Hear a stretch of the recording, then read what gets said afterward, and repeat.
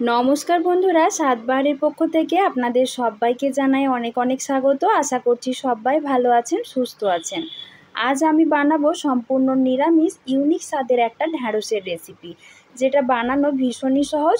খুব কম উপকরণে কম সময়ে বানানো হয়ে যায়, খেতে কিন্তু দুর্দান্ত লাগে। তাহলে চলুন ঝটপট শুরু করা যাক আমার আজকের রেসিপি। সবার প্রথমে আমি এখানে বেশ কিছুটা পরিমাণ ঢ্যাঁড়স নিয়ে নিয়েছি। আপনারা যতটা পরিমাণে বানাতে চান সেই রকম অনুযায়ী নিয়ে নেবেন। কাটার আগে আমি কিন্তু ঢ্যাঁড়সগুলো ভালো করে ধুয়ে নিয়েছি, তারপর একটা শুকনো কাপড় দিয়ে ভালো করে মুছে নিয়েছি। এতে করে ঢ্যাঁড়সগুলো রান্না করার সময় কিন্তু পিচ্ছিল ভাবটা অনেকটাই কম হয়, আর ঢ্যাঁড়সগুলো ভাজতেও খুব সুবিধে হয়। এবার আমি ঢ্যাঁড়সগুলো এভাবে দু টুকরো করে কেটে নিচ্ছি। এখন আমি ঢ্যাঁড়সগুলোর সাথে কয়েকটা মশলা দিয়ে ম্যারিনেট করব, সেজন্য যাতে মশলাটা ঢ্যাঁড়সের গায়ে লেগে থাকে তাই খুব সামান্য পরিমাণ জল আমি ওপর থেকে একটু ছিটিয়ে নিচ্ছি।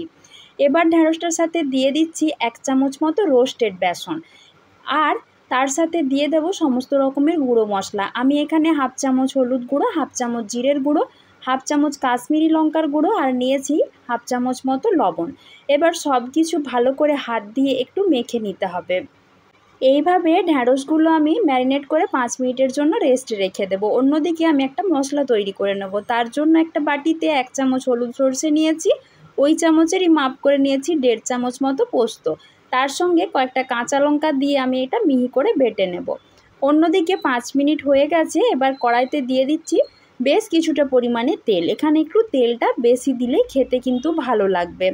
এবার তেলটা ভালোভাবে গরম হয়ে গেলে যে ম্যারিনেট করা ঢ্যাঁড়সগুলো রেখে দিয়েছিলাম সেগুলো তেলের ওপর দিয়ে দিচ্ছি। এবার ঢ্যাঁড়সগুলো একটু উল্টে পাল্টে লাল লাল করে ভেজে নিতে হবে। এই সময় কিন্তু আমি গ্যাসের ফ্লেমটা বাড়িয়েই রেখেছিলাম।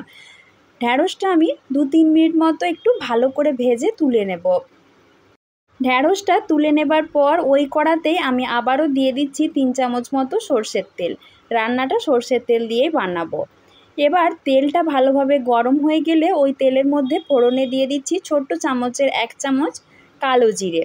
কালো জিরেটা ভালো করে ভাজা হয়ে গেলে দিয়ে দিচ্ছি একটা বড় সাইজের টমেটো।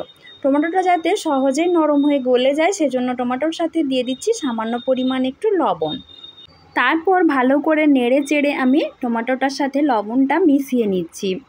টমেটোটা যাতে সহজে ভালোভাবে নরম হয়ে গলে যায় সেজন্য আমি একটা ঢাকা দিয়ে 1-2 মিনিট মতো রান্না করে নেব। ফিরে আসছি 1-2 মিনিট পর। ঢাকাটা খুলে নিয়েছি। এবার তার সাথে দিয়ে দিচ্ছি 1/2 চামচ মতো জিরের গুঁড়ো, 1/2 চামচ দিচ্ছি হলুদের গুঁড়ো আর দিচ্ছি 1/2 চামচ মতো কাশ্মীরি লঙ্কার গুঁড়ো। যেহেতু আমি কাঁচা লঙ্কা দিয়েছি সেজন্য আর লঙ্কার গুঁড়োটা এখানে দিলাম না, কাঁচা লঙ্কাগুলো কিন্তু বেশ ঝাল। এবার মশলাটা ভালো করে একটু কষিয়ে নিচ্ছি। এখন আমি যে সর্ষে পোস্ত কাঁচা লঙ্কার মিশ্রণটা রেডি করে রেখেছিলাম সেটাও দিয়ে দিচ্ছি। দিয়ে ভালো করে একটু মিশিয়ে নিয়ে কষিয়ে নিতে হবে যাতে সব কিছু কাঁচা গন্ধটা চলে যায়। মশলাটা যাতে খুব ভালোভাবে কষানো হয় সেজন্য একটা থালা ঢাকা দিয়ে 5 মিনিট মতো মিডিয়াম ফ্লেমে রান্না করে নেব। দেখুন 5 মিনিট পর কি সুন্দরভাবে মশলাটা কষানো হয়ে গেছে এবং তেল ছেড়েও দিয়েছে।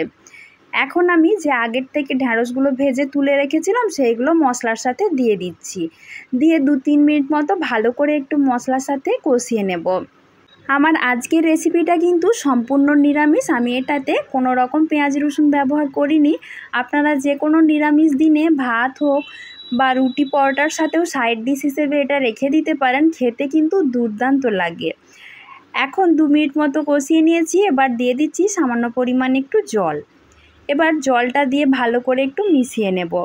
ঢ্যাঁড়সগুলো যেহেতু ভাজার সময় খুব বেশি সময় নিয়ে ভাজা হয়নি, তাই ঢ্যাঁড়সগুলো যাতে ভালো করে সেদ্ধ হয়ে যায় সেজন্য একটা থালা ঢাকা দিয়ে আবারও কিছুক্ষণের জন্য রান্নাটা করে নিতে হবে।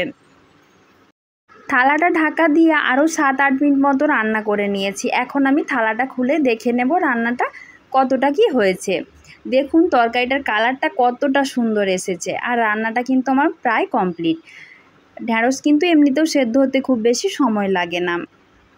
এখন ঢাকাটা খুলে নেবার পর আপনারা কিন্তু কয়েকটা চেরা কাঁচা লঙ্কাও দিয়ে দিতে পারেন, তবে আমি যেহেতু কাঁচা লঙ্কা বেটে ব্যবহার করেছি আর কাঁচা লঙ্কাগুলো ভীষণই ঝাল, তাই আমি আর কাঁচা লঙ্কা কেটে দিলাম না। এখন দিয়ে দিচ্ছি শুকনো করে রাখা ধনেপাতা কুচি। আপনাদের কাছে যদি ফ্রেশ ধনেপাতা থাকে তাহলে সেটাও দিতে পারেন। ব্যাস, আর কিচ্ছুটি লাগবে না। এবার গ্যাসের ফ্লেমটা বন্ধ করে দিয়ে পরিবেশন করে নিলেই আজকের এই দুর্দান্ত স্বাদের নিরামিষ ঢ্যাঁড়সের রেসিপি একদম তৈরি। তাহলে বন্ধুরা, আমার আজকের রেসিপি আপনাদের কেমন লাগলো সেটা কিন্তু অবশ্যই আমাকে কমেন্ট করে জানাবেন। তার সাথে অবশ্যই ভালো লাগলে একটা লাইক করে দেবেন আর সবার মাঝে বেশি বেশি করে শেয়ার করে দেবেন, যাতে সবাই দেখার সুযোগ পায়। আর যদি চ্যানেলে আমার নতুন বন্ধু হয়ে থাকেন তাহলে প্লিজ চ্যানেলটাকে সাবস্ক্রাইব করে দিয়ে আমার পাশে থাকবেন। আজকের মতো এই পর্যন্তই। খুব তাড়াতাড়ি আবারও দেখা হবে নতুন কোনো রেসিপি নিয়ে। সবাই ভালো থাকবেন, সুস্থ থাকবেন। ধন্যবাদ।